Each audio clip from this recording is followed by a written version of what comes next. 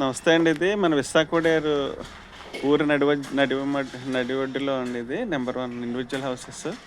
ఇదిగోండి మనకి మూడుంపావులో individual house అండి. చాలా బ్యూటిఫుల్గా ఉంటుంది. వాతావరణం కూడా అట్మాస్ఫియర్ చక్కగా ఉంది. చూపిస్తున్నాను మీకు లోపలికి. మూడుంపావు సెంట్లో బిల్డింగ్ అండి. ఇది చాలా బ్యూటిఫుల్గా కట్టారు.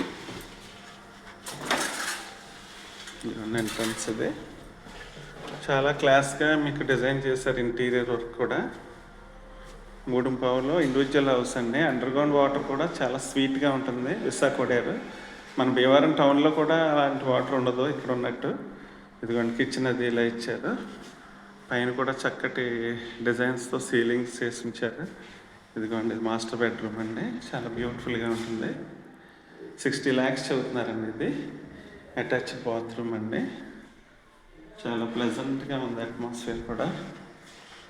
ఇల్లు అంటే ఇలా బృందావనంలా ఉండాలండి. కొనుక్కున్న వ్యక్తులు కూడా కలకాలం సంతోషంగా ఉండాలని కోరుకునే హౌస్ లాంటిదండి ఇది.